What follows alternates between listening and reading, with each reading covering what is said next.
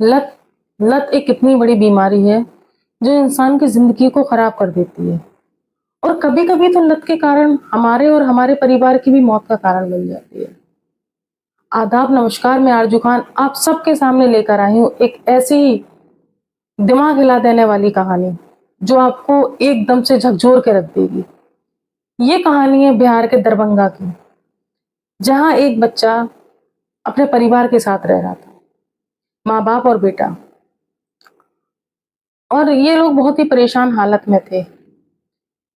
जब इस बच्चे ने अपनी स्टडी कंप्लीट की और ये जॉब की तलाश में था, और घर के हालात ऐसे नहीं थे कि ये आगे कुछ पढ़ सके, इसने सोचा कि ठीक है, मैं जॉब कर लेता हूँ। और ये अपने माँ बाप से बोलकर दिल्ली आ गया। और दिल्ली में ही किसी कंपनी में इसने बहुत ट्राई किया, तो इसे कोई जॉब नहीं मिल रही थी। ये परेशान था और जॉब के लिए भटक रहा था। जो ये बच्चा घर से जुड़ा हुआ लेकर आया था, वो भी धीरे धीरे खत्म होता जा रहा था। क्योंकि आप सभी जानते हैं दिल्ली शहर में रहना और खाना कितना मुश्किल है, वो भी एक जॉब के बिना। ऐसे ही चल रहा था, ये भी जॉब ढूंढ रहा था और जैसे तैसे अपना गुजारा कर रहा था। जब कई दिन गुजर जाते हैं तो ये अपने माँ बाप को फोन करता है कि बाबा, अभी जॉब नहीं लग रही है और मेरे पास जो पैसे थे वो भी खत्म होने वाले हैं। तो पहले तो माँ बाप बहुत परेशान होते हैं, बहुत हताश होते हैं, क्योंकि एक ही उनकी उम्मीद थी कि शायद वो नौकरी करेगा और उनके दिन अच्छे हो जाएंगे। और इसका वादा भी था अपने माँ बाप से कि मैं ऐसा कुछ करूंगा जो आपके दिन बदल दूंगा। माँ बाप ने बोला, ठीक है बेटा, तुम्हारे पास जब पैसे खर्च हो खत्म हो रहे हैं तो आप वापस आ जाओ। बोला, ठीक है बाबा, आ जाऊंगा।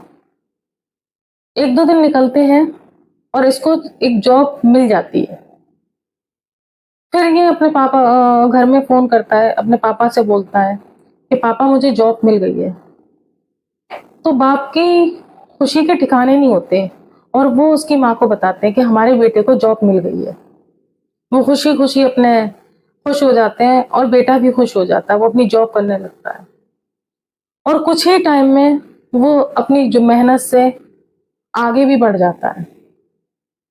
इसी बीच में आपको बता दूं कि कुछ लोग हमारी जिंदगी में ऐसे आते हैं कि हंसता खेलता परिवार हंसती खेलती जिंदगी को बर्बाद कर जाते हैं। इसी तरह इस लड़के की दोस्ती कुछ इन लड़कों से हो जाती है। आपस में मिलते जुलते हैं, बातें होती हैं, घूमते हैं। धीरे धीरे वो दोस्त इसको पार्टी में ले जाना स्टार्ट कर देते हैं। जब ये पार्टी में जाता है तो नशे की आदतें डालने लगता है। धीरे धीरे वो आदतें इसकी बढ़ती जाती हैं और ये नशे में जाता जाता है।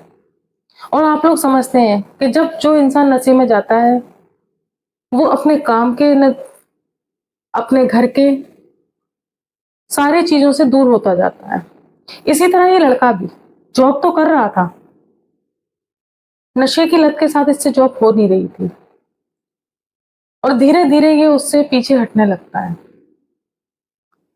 जब नशा बढ़ता जाता है और इसकी सैलरी में इसका गुजारा नहीं होता तो ये बहुत परेशान हो जाता है। इधर माँ बाप बूढ़े इसकी रास्ता देख रहे होते हैं कि ये पैसा भेजेगा, ये कुछ करेगा। माँ बाप इसे फोन करते हैं, ये बोलता, बाबा अभी कुछ दिन रुक जाओ, सैलरी नहीं आई है, भेज दूंगा मैं।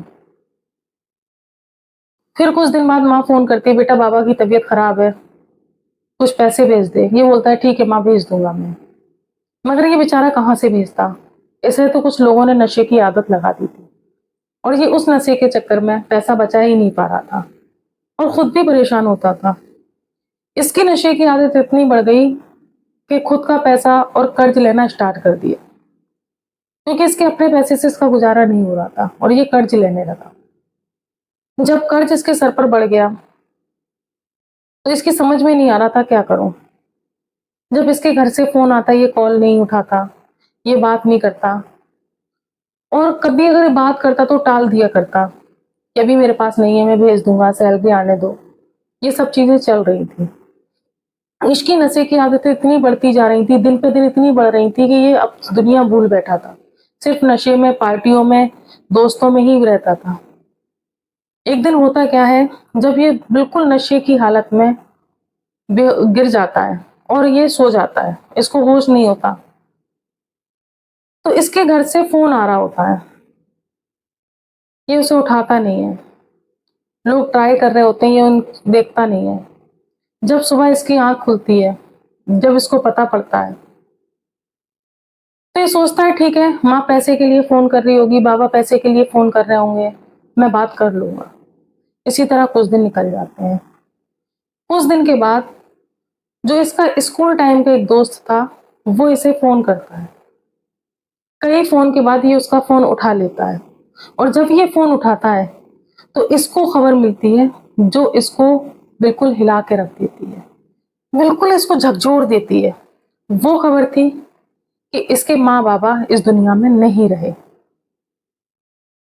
तो वो बोलता है कि ये सब कुछ कब हुआ, तो बोलते काफी टाइम हो गया उनको इस दुनिया से जाए हुए।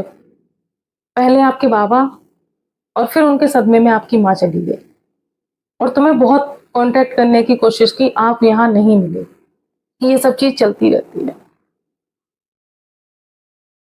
इसकी लत इतनी बढ़ती जा रही थी कि इसकी समझ में नहीं आ रहा था कि करना क्या है। इसकी कुछ समझ में नहीं आता, और ये कंपनी से छुट्टी लेकर बिहार चला जाता है। जैसे मैंने बताया कि ये दरभंगा का था, ये अपने गांव लौट जाता है। जब ये अपने गांव लौट के जाता है तो एकदम अकेला था, क्योंकि जब ये आया था तो परिवार था, अब इसका कोई परिवार नहीं था। और आने के बाद ये सोचने लगता है कि मैं गया किस लिए था। मैंने अपने माँ बाबा से बहुत बड़े वादे किए थे कि मैं आपके लिए ये करूंगा, आपके लिए ऐसा कुछ करूंगा, और मैंने किया क्या। बहुत कुछ सोचता रहता है। एक दिन ये अकेले सोचते सोचते ये फैसला लेता है कि मुझे अब इस दुनिया में नहीं रहना। मैं अपने माँ बाप की मदद नहीं कर पाया, मैं अपने बाप की बीमारी का इलाज नहीं करा पाया, मैं अपनी माँ को नहीं बचा पाया। काश मैं उस दिन फोन उठा लेता तो मेरे बाबा आज ठीक होते, मेरी माँ आज ठीक होती। यही सब चल रहा था उसके दिमाग में, और वो सुसाइड कर लेता है। किसी को कुछ पता नहीं होता।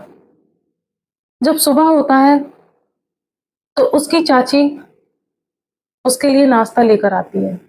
कई बार गेट लॉक करती है और गेट नहीं खुलता, तो वो जोर जोर से आवाज लगाने लगती है, फिर भी कोई आवाज वापस नहीं आती।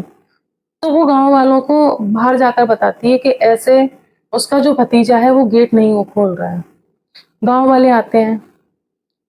जब बहुत ताकत लगाने के बाद जब उस गेट को खोलते हैं, तब देखते हैं कि सामने उसकी लाश पड़ी हुई है। इस बात की सूचना पुलिस को दी जाती है। जब इस बात की सूचना पुलिस को दी जाती है तो पुलिस मौके वारदात पर पहुंचकर उसकी बॉडी को ले जाती है। तो मैं आप सबसे अपील करती हूँ, मेरे भाइयों से, मेरी बहनों से, जो अपने माँ बाप के सपने लेकर घर से बाहर निकले हैं, वो अपने और अपने माँ बाप के सपने पूरे करें। ना कि दोस्तों के साथ मिलकर क्लब में जाएं, कोई नशे करें। ये सब इन चीजों से दूर रहें, क्योंकि आपके सपनों से आपके माँ बाप के सपने जुड़े हुए हैं, आपकी खुशी से आपके माँ बाप की खुशियां जुड़ी हुई है। तो सभी लोग सावधान रहें इस चीज से और खुश रहें। मैं फिर से आपसे मिलूंगी अपने इसी यूट्यूब चैनल क्राइम इंडिया के साथ, फिर से एक नई कहानी, नई घटना लेकर। मैं आरजू खान आपसे विदा लेती हूँ। जय हिंद।